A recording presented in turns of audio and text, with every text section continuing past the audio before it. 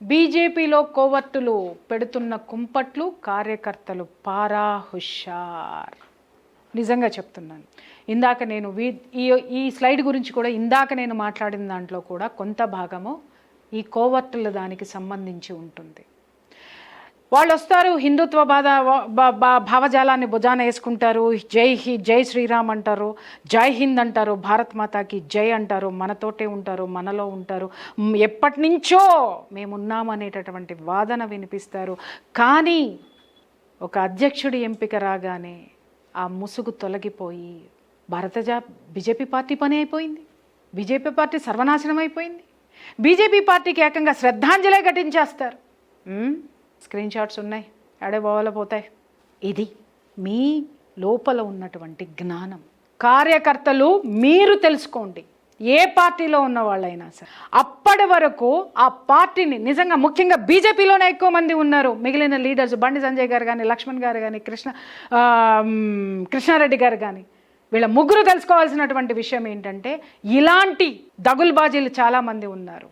హిందుత్వాన్ని భుజాన వేసుకొని హిందుత్వపు ముసుగులో వాళ్ళకి గోడ మీద పిల్లి వాటంలాగా ఎటు దూకాలి అనేటటువంటి సంఘటనలో వాళ్ళకి వల్ల కాకపోతే రంకెలేసుకుంటూ పోతున్నారు. గోడ మీద పిల్లులు చాలా ఉన్నాయి సార్, ముందు వాటిల్ని సంస్కరించండి.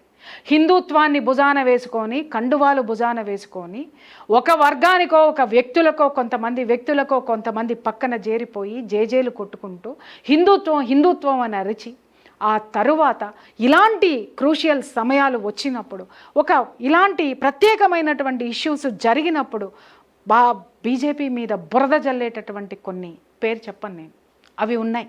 వాటిల మీద దయచేసి మీరు దృష్టి పెట్టాల్సినటువంటి అవసరం చాలా ఉంది. ఎందుకంటే మీరు సాధు జంతువుల్లాగా మీరు అలా కొట్టుకుంటూ మీరు జాతీయ స్థాయిలోనే చూస్తూ ఉంటే లోకల్గా ఉన్నటువంటి పార్టీలో ఉన్నటువంటి కొంతమంది చాలా నష్టపోతున్నారు.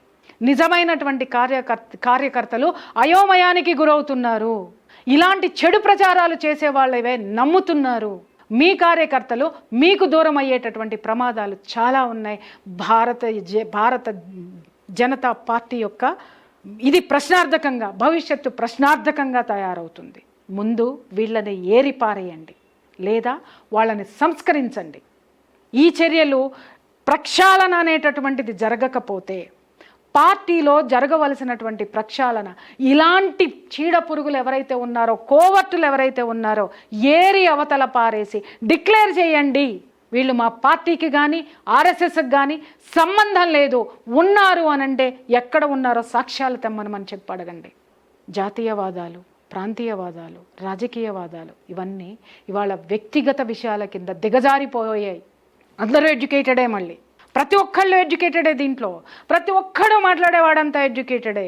కానీ జనాల్ని ఎలా మిస్ఎడ్యుకేట్ చేస్తున్నారో ఒక్కసారి పార్టీ యొక్క అధిష్టానం, కొత్తగా ఎన్నికైనటువంటి రామచంద్రరావు గారు, మీరు కూడా వీటి మీద దృష్టి పెట్టాల్సినటువంటి అవసరం చాలా ఉంది. లేదా ఈ కోవర్టులకి ధీటైనటువంటి సమాధానం చెప్పేటటువంటి కార్యకర్తల్ని మీరు అలర్ట్ చేయాల్సినటువంటి అవసరము, వాళ్ళని ప్రోత్సహించాల్సినటువంటి అవసరం కూడా మీకుంది.